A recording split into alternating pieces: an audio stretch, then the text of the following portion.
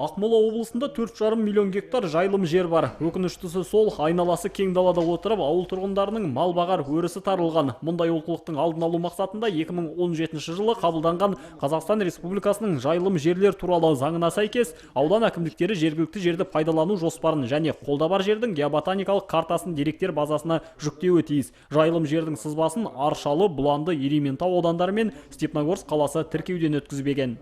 Причинами отсутствия регистрации схемы. Жайылым жер картасының тіркеуге алынбауына геоботаникалық зерттеу нәтижелерінің ескертуі себеп болып отыр. Қазіргі таңда жергілікті әкімдіктер жайылым аумақтарының ботаникалық сипаттамасын әзірлеумен айналысуда. Сондай-ақ әділет органдары әріп қателері тәрізді өзге де себептермен нормативтік құқықтық құжатты тіркеуге алудан бас тартуда. Қалған 4 өңір жобалары талқылану үстінде.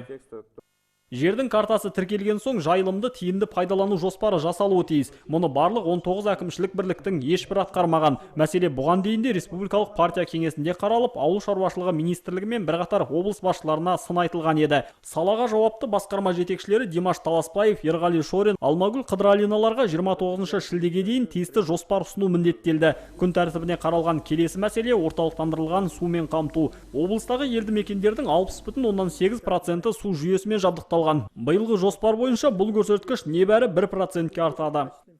Если судить вот этой логике, да? Сіздердің бұл жоспарларыңыз бойынша бізге барлық ауылды қамту үшін тағы 40 жыл керек. Бұл істі ширату үшін қандай шараларды қолға алып отырсыздар? Не себепті бұл бағыттағы жұмыстың нәтижесі өте төмен? Мысалы, бір шалғай ауылдың қариясы сол елді мекенде 60-70 жыл өмір сүріп, еңбек етіп, 21 ғасырға тәуелсіз Қазақстанға куәгер болды делік. Біз ол кісіге мына дамыған заманда мемлекеттің сапалы ауыз сумен қамтамасыз ете алмағанын не деп түсіндіреміз?